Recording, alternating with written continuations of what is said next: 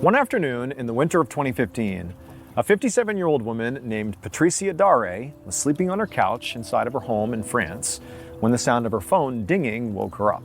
Patricia slowly opened her eyes and she felt groggy and confused. She'd been relaxing and watching a movie since she had the day off from her job as a reporter for a local radio station, but she realized, she must have dozed off. And so Patricia, she grabbed her phone and she checked her notifications and she saw she had a text message, but from a number that she didn't recognize. And what it said was really weird. It said, quote, "The castle wants you. The castle is calling you. Come." And for a second, Patricia just had no idea what this meant. Couldn't make sense of what this even said. But then she realized there was actually text messages that she had received earlier from this number, and she realized who it was. So the person texting Patricia this strange message was this middle-aged woman named Béranger. About 8 months earlier, Béranger had approached Patricia while she was out in public and told her that she desperately needed Patricia's help. Because, Béranger said, she worked in a castle and that castle was haunted. So Patricia, in addition to being a local news reporter, was also a self-proclaimed psychic medium, meaning she basically believed that she had the ability to contact the dead. That was something she was really passionate about. And in fact, she was fairly famous for being a psychic medium in France. So, this request was actually not that bizarre for Patricia. But because of Patricia's status, both because she was, a famous medium and also because she was on the news, she was sort of well known and it drew a lot of people to her, claiming that they had, paranormal issues ranging from, thinking they saw a ghost to their house is haunted or whatever. And almost all the time when Patricia would follow up with some people who claimed they had issues, she would discover that, despite her best efforts, there clearly was nothing going on that was paranormal. There was no dead to talk to. It was just like, drafty windows or a house settling or, just a shadow that looked really eerie or something. So the vast majority of times people approached Patricia, she really didn't take them that seriously. So a couple of months ago, when Béranger had approached Patricia, her reaction to it was basically like, "Oh, your castle's haunted." Yeah, I bet, but she was polite about it, but realistically, she didn't believe it was true.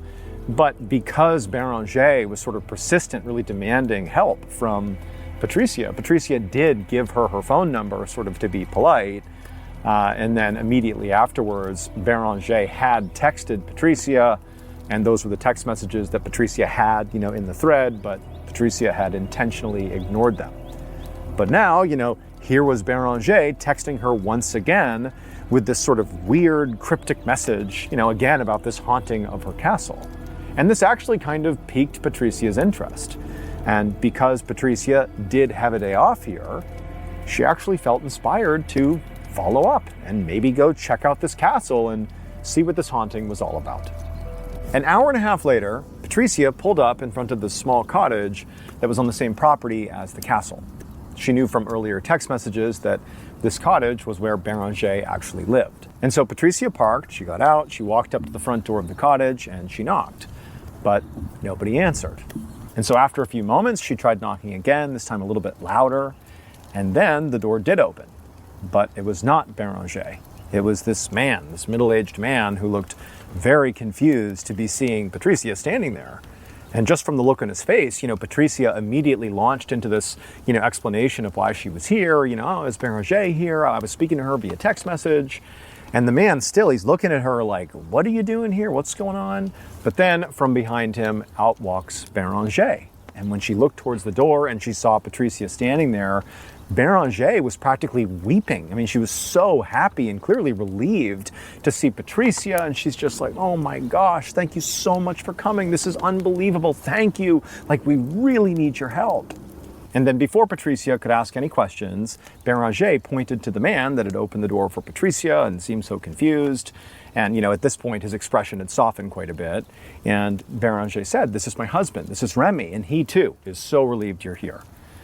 And so at this point, Patricia, she shook his hand and she smiled at them both and was like, "Yeah, I don't know what I can do for you. Why don't you fill me in? All I know is apparently your castle over there is haunted. Can you tell me the story?"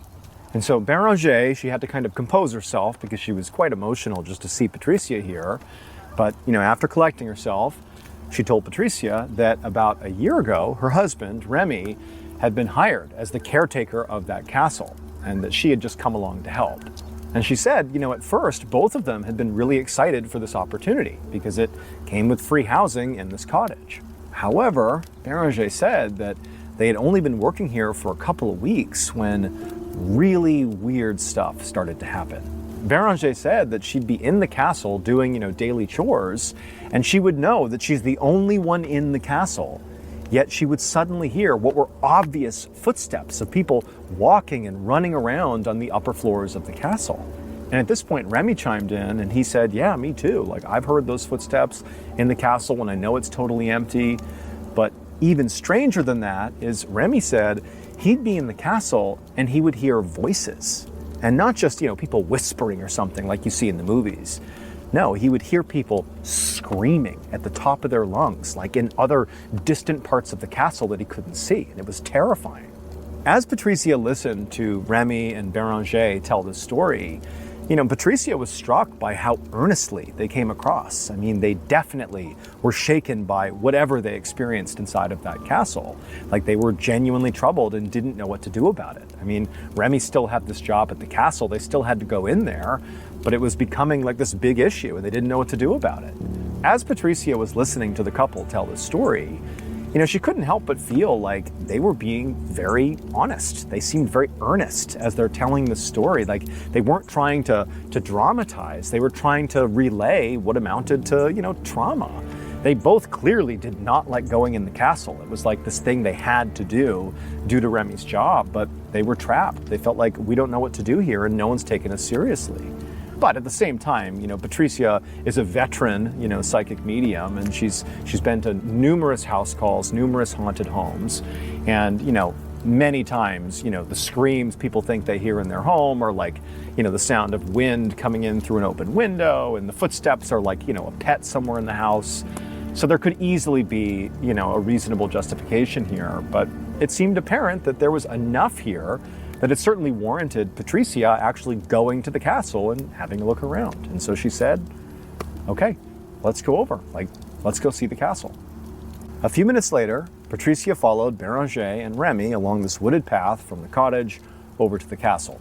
Even from pretty far away, the castle was huge and very intimidating. There were two very tall round towers on either end, and in the middle was a slightly shorter section that was decorated with a bunch of turrets. The castle only had two windows that were visible from the front where they were approaching. And for a second, as Patricia was looking at it, she had this sort of uneasy feeling that the windows were the eyes on the castle and the castle was looking at her. But she shook the feeling off and kept walking along. And a few minutes later, they reached the castle's huge front door. And at this point, Remy pulled out this huge key ring covered in keys, and he unlocked the door. And then he kind of stepped aside and pushed it open, sort of gesturing for Patricia to make her way inside. Now, Patricia was doing her best to be very professional and, not quite buy into the hype, at least not yet. This could be something completely rational. But when Patricia walked into the castle, she found herself inside of this huge empty space called the Great Hall. And the first thing she noticed was really how dark and cold it was inside. I mean, this was a castle, of course, and so that was sort of the atmosphere you'd expect, but this felt like eerie. Like, this was not a place you'd want to spend a lot of time. And also, it just felt like the atmosphere was just heavy somehow. Like, it really was just a tense place to be. Patricia took a deep breath and kind of centered herself, and then she looked around a bit more closely, and she saw there were a few windows on the back wall, but they were all shut. And then right in front of her was this huge stone staircase. And to her right and to her left, she could see there were long hallways that she knew must lead to dozens of rooms potentially. And so after standing there for a few moments, just kind of taking in the scene, Patricia turned to Béranger and she asked her, she said, okay, so you've heard footsteps, upstairs when this place was empty. Can you tell me what you were doing, in any of the instances where those sounds came through? Like, what were you doing? Do you remember? And Béranger said, actually, yeah, I do remember. The last time it happened, I was closing the shutters on the window. And I know I heard people upstairs when I was doing that. And so immediately Patricia is thinking, oh, that could be it. Maybe it was literally the sound the shutters were making that maybe somehow gave Béranger the impression that there were footsteps elsewhere inside of this castle. I mean, everything echoes inside of here. It's this big cavernous space. It was possible. And so Patricia's like, okay, well, let's go test the shutters. Let's just see if maybe that is causing some strange sounds in your home. And Béranger and Remy did not seem remotely offended by this. If anything, they were eager to find a rational explanation for whatever it was they were experiencing. And so quickly, they, along with Patricia, walked over to one of the windows, and Patricia reached out and she opened up the shutters and then shut the shutters and then did it a few more times. But there were no strange sounds. There certainly were no sounds of footsteps running around inside of the castle. There was no way that the shutters were making sounds that you could confuse for footsteps. This was not it. However, Patricia decided she would, just in case, try another shutter. See if maybe one of the other shutters made strange sounds, just to confirm really this is not the case. But as she reached for this other shutter, before she even touched it, there was this loud, sudden, high-pitched shrieking sound that echoed all through the castle from upstairs, and then it just went deadly silent. And immediately the hairs on the back of Patricia's neck stood up. I mean, this was an unmistakable sound.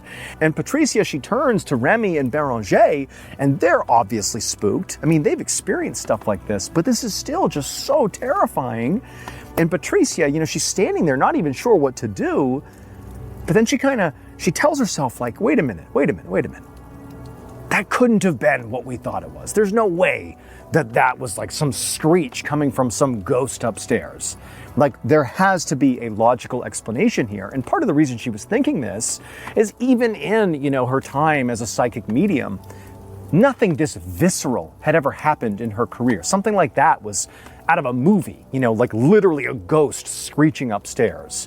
And so Patricia turns to the couple and she's like, look, obviously I heard that too, but let's not rule out that could have been the wind or something. Let's not jump to conclusions here, okay? Let's be rational, let's be pragmatic, let's just search the castle and see what we're up against.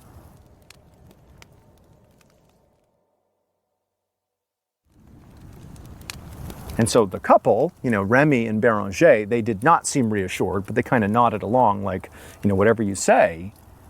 But then, before anyone could do anything else, there was another sudden, loud, high-pitched scream coming from somewhere else upstairs. A different voice is now screaming upstairs.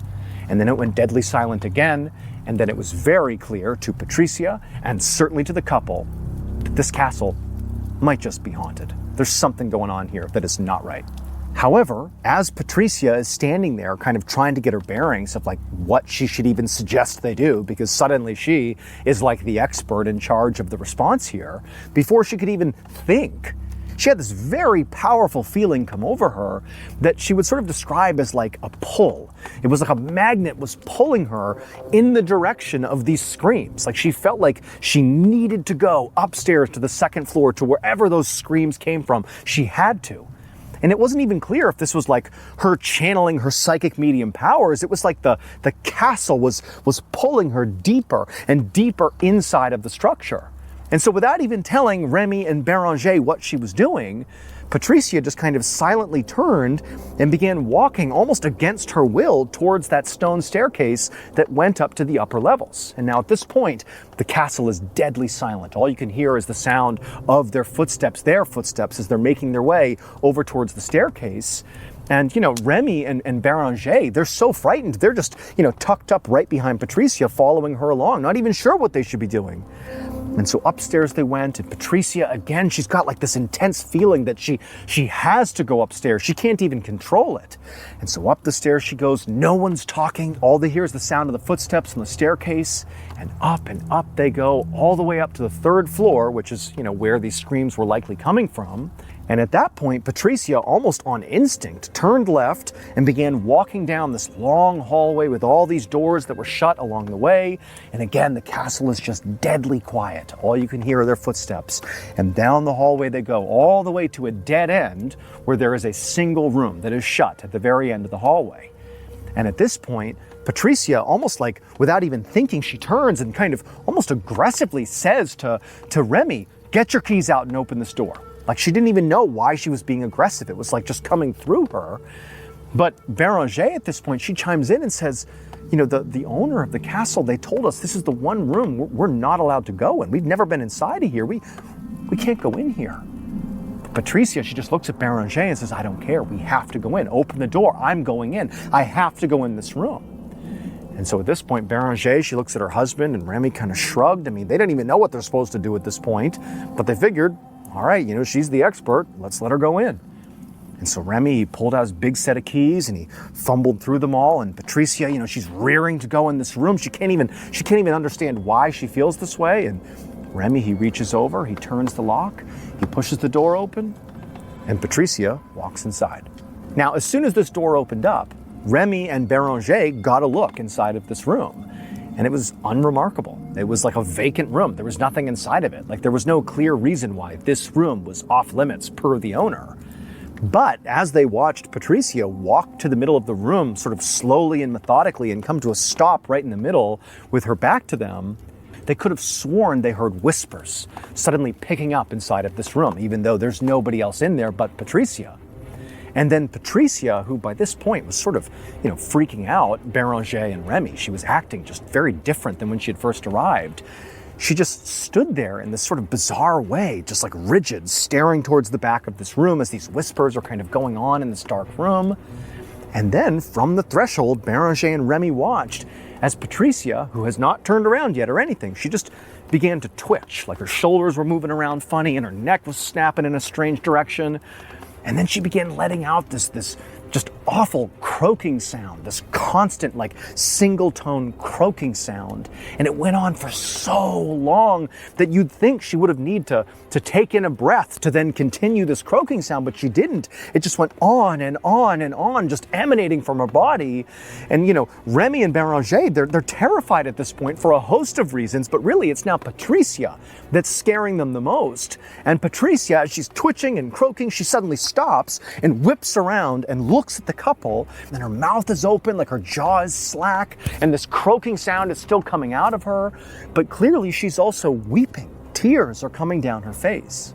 Now, Remy and Béranger, they are beyond terrified at this point for so many reasons, but they clearly know some kind of crisis is unfolding with Patricia, and they want to help her, and they were about to ask her, like, what can we do? Like, what's going on? When there's this loud slamming sound somewhere else in the castle on one of the lower levels. It sounded like a door slamming shut, but really loud. And it was like the noise snapped Patricia out of whatever trance she was in, and suddenly she became really focused. And then instead of communicating with the couple, she just bolted right past them, sprinted down the hallway, and ran down the stairs, like she was chasing after the sound that had just been made somewhere downstairs. And so Remy and Béranger, they're like, what else can we do but follow her? And so they run down the hallway, several, lengths behind Patricia, who's somewhere downstairs, and they get down to the second floor, the couple does, and they can hear the sound of movement in one of the rooms down the hallway, and then they hear this loud, animalistic yelling sound that appears to be, Patricia yelling or growling or something somewhere in one of these rooms. And so they make their way in that direction, and they see there's this open door that leads into a bedroom, and then there's a bathroom off the bedroom. They go in and they look in that bathroom, and there's Patricia, and her back is to them, and she's on her knees, and she's visibly weeping, and she's looking up at something in the room. She was kind of at an angle where they could see her face, and her face is contorted just in horror, and she's seeing something in the bathroom that is just completely terrifying her, but there's nothing in the bathroom. And so Remy and Béranger, they walk in there and they grab Patricia, who did not want to leave, but they drag her out of the bathroom, they stand her up, and they literally forcibly remove her from the castle. Several hours later, Béranger and Remy were back inside of their cottage, sitting in their living room with all these papers scattered in front of them on their coffee table. And next to them was Patricia, who by this point, she was basically back to normal, but she was still very shaken up by what happened in the castle. And also by this point, she was able to explain to the couple what had happened, from her perspective in the castle. She basically told them that she did basically, go into a trance. She had a psychic medium experience But she had never had anything like this before. I mean, this was visceral. This was way beyond anything she had ever experienced in her entire career.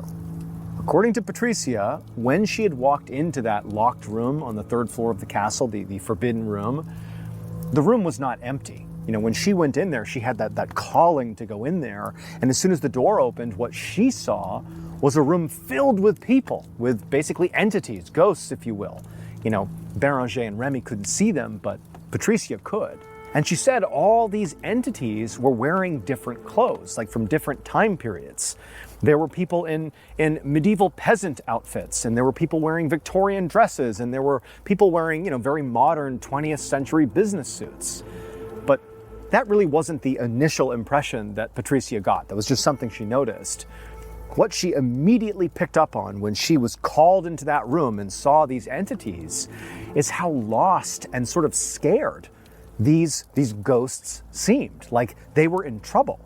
And Patricia, she said, she felt like she was pulled into the center of the room and then felt kind of anchored there. And as she stood there, these ghosts basically began crowding in on her, like they were trying to get her help by getting closer to her.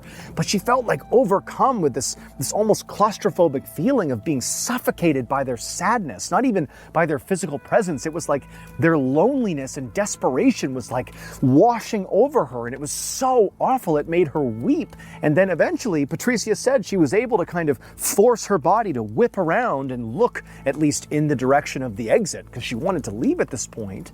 And it was at that point that, she's making this groaning sound, which she didn't even recall.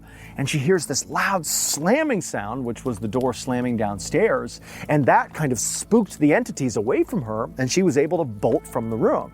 And Patricia said when she got out into the hallway and basically began maneuvering in the direction of the slammed door, because again, she had this intense sense of being pulled in the direction of this noise, she said it felt very different than when she had been pulled up to the 3rd floor. She said now, in retrospect, when she had been pulled up there, what she was being pulled by didn't seem malevolent. It seemed, neutral or maybe even positive. But as soon as she was going in the direction of this slammed door down on the 2nd floor, she said it felt totally different. There was obviously like a dark presence, like something bad was pulling her towards them. But still, almost against her will, she ran down the hallway, she went down the stairs, and she made her way into that bedroom, with Béranger and Remy following closely behind. And Patricia said she eventually turned and went into this bathroom in this bedroom. And when she went in there, she saw something that was so terrifying, she just fell to her knees and began to scream. That was that like animalistic wailing sound that the couple heard. What she saw was this enormous, tall, just like dark figure. It was a ghost of this tall man of sorts with like these deep scars all over his face. And he was wearing this rusted chainmail armor, like he was from a different time. And he just seemed evil, like a dark, dark presence. And she knew that was the feeling she was getting. It was coming from this ghost. And it was only because Remy and Béranger came in and basically pulled her away that she thinks she even survived. Like she was being pulled to her death. Like that's the way it felt. But again, fortunately, she's pulled out of the castle. They go back to the cottage. Patricia, had her chance to calm down. And now the 3 of them were trying to basically decipher what just happened. Like, what can we take from this unbelievable story that Patricia has told us and what they witnessed? And what they quickly settled on was, we have a lot that we can begin to explore here, but let's focus on that evil entity, that tall man in the rusted chainmail armor. Who was that? And what did he want?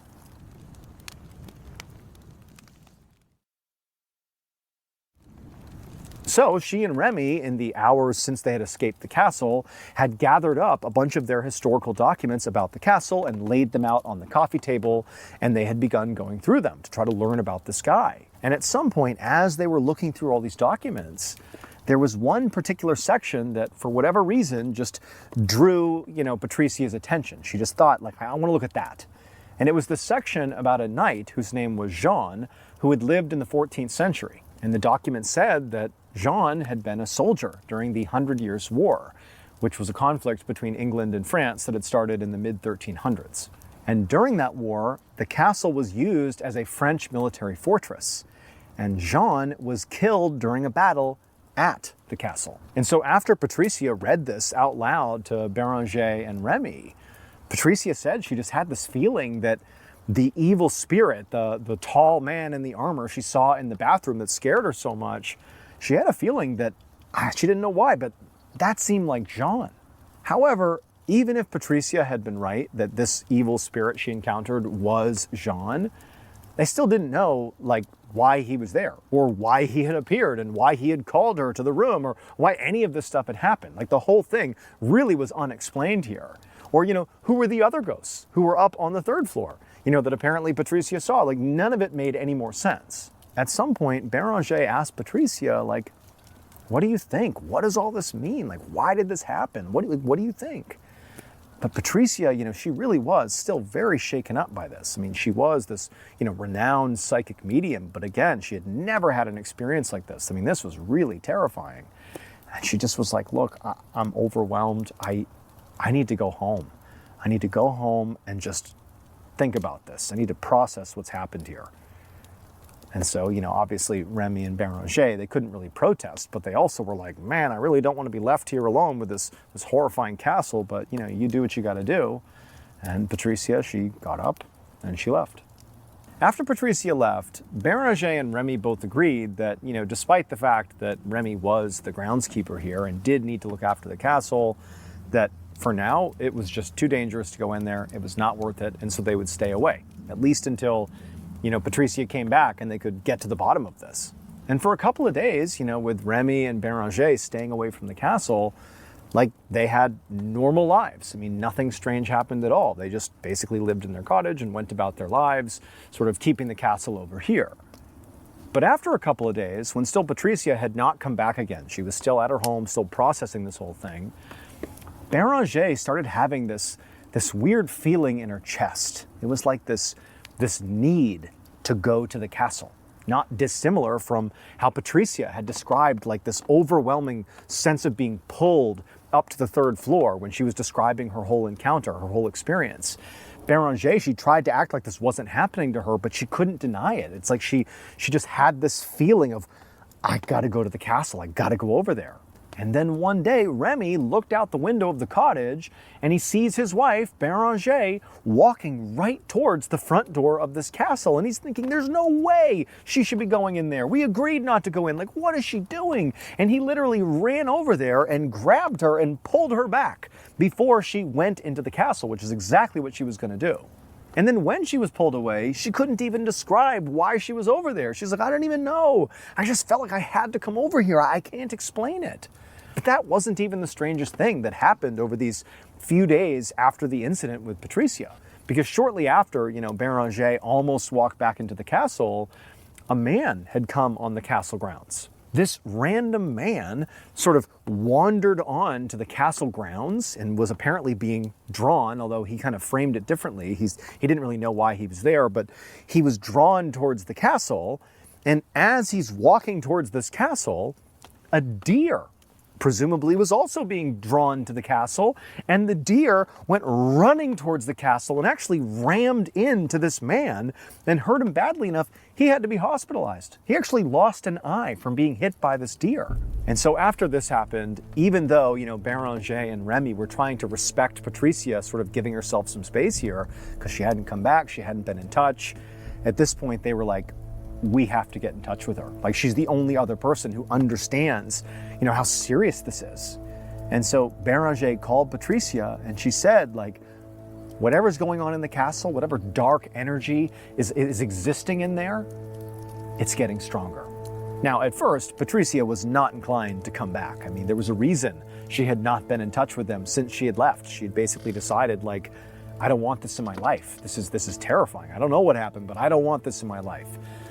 But she could just tell that, Béranger and Remy, I mean, they were at their wits' end here and they didn't know what to do. They were lost and they were turning to Patricia more like a friend, like, hey, please come back here and support us and help us get through this. And so Patricia did agree to go back. And so sure enough, the following evening, Béranger, Remy, and Patricia were back inside the castle in the second floor bathroom where Patricia had been found at the end of that horrible experience, looking up at what she believes now was Jean's ghost, this terrifying entity. And so they're in this bathroom, and Patricia had come in here in order to basically attempt an exorcism. And so she's standing in this bathroom, and sort of behind her is Béranger and Remy, and they're kind of holding each other, and Béranger is so scared she's shaking, and they're watching as Patricia, despite her own fears, she was very calm, and she was standing there with her eyes shut, and she was sort of trying to channel Jean's energy, because she didn't have that feeling being pulled, in any direction inside the castle. She was sort of choosing to channel whatever spirit was inside of this bathroom. And then at some point, Patricia appeared to sort of connect with something in the room, something that, Béranger and Remy couldn't see. The room appeared to be empty to them. But it was obvious that Patricia had sort of picked up on something, and then kind of out of nowhere, she said in this very stern, very loud voice, "Jean, show yourself." And then Béranger and Remy, they're staring at Patricia, because again, there's nothing else they can see in this room. And Patricia, she opens her eyes, and she kind of looks around the room, and then she focuses on something on the other side of the bathroom. Like she can clearly see something, like she's seeing another entity or something. Béranger and Remy are looking, and there's nothing they can see. And then Patricia, again, still very focused, eyes locked on whatever it is in the room, she says again in that stern, loud voice, "It's over. You have to move on." Like she's instructing, this entity, presumably Jean's entity, that he needs to go. He needs to move on. And for a second, it's just silent in the bathroom as Béranger and Remy kind of wait to see what's going to happen. Like, is Patricia going to go into another trance here? Like, what's going to happen? But Patricia, she seemed very calm, very forceful, and she's staring still towards the back of the bathroom. Nothing happens. It's silent. And then Patricia again says, "It's over. You have to move on." And this time, after the second time that, Patricia is given this command, Béranger and Remy, they heard the sound of banging on a door upstairs on the third floor, basically right above them. And then they hear the sound of shuffling footsteps all over the place, and then the sounds of mournful crying, and there's more banging, and Béranger and Remy, they're holding each other, they're so scared. Patricia's unmoved. She's just standing there, anchored in the room, and all this commotion's happening upstairs, and then suddenly they hear the distinct sound of a door flying open, and then all these footsteps rushing down the hallway, mixed in with the sound of crying, but it was not crying like sad, it was blissful crying. It was tears of joy as whoever was up there was charging down the hallway, down the steps, and out of the castle. At this point, it was like a calm fell over the whole castle. And Patricia, she turned away from, whatever else was inside of the bathroom, and she looked at Remy and Béranger, and she smiled, and she said, "It's over. It's okay.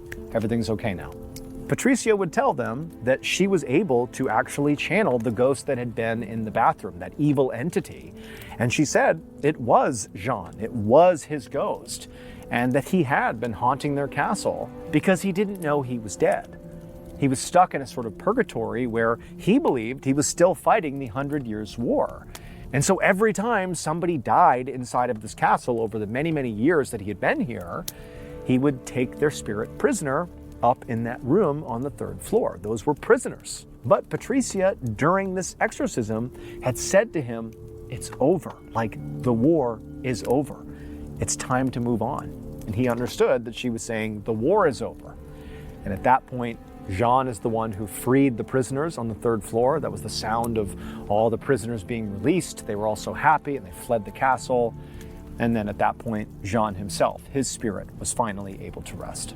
However, there's one more wrinkle to this story, which is shortly after the exorcism, when life sort of returned to normal for all parties, Patricia and Béranger were speaking, and Patricia at some point just kind of offhandedly said something like, "It's a good thing, Béranger, that you texted me again and got me to come back out here, because clearly I was able to help you guys. I was able to, free these spirits from the castle. What a good thing it was that you texted me again." And Béranger said, "What do you mean?" And Patricia was like, when you texted me about how the castle was sort of calling me, you were right. Like, clearly it was. And I came over and we took care of it. But Béranger was like, "I haven't texted you in months. I didn't send that text message. And Patricia, she pulled out her phone and she showed her the text where it was like, the castle is calling you, the castle is calling you, come. And Béranger was like, yeah, I didn't send that to you. And to this day, Patricia, Béranger, and Remy still have no idea who sent that text to Patricia.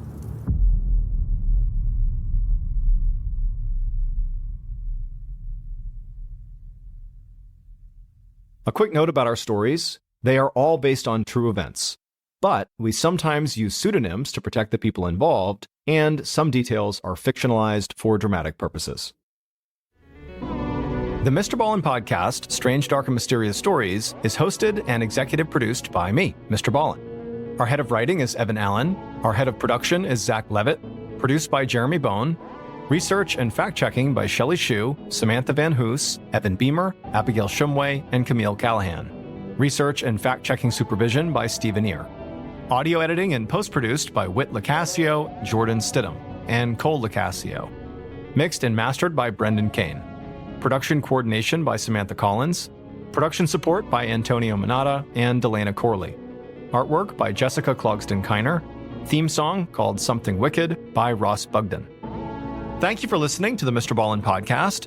If you enjoyed today's story and you want to hear more like it, go ahead and check out our YouTube channel, just called MrBallen, where we have hundreds more stories, a lot like this one, but most of them are not available on this podcast. They are only available on that YouTube channel, which again is just called MrBallen. So that's going to do it. I really appreciate your support. Until next time, see ya.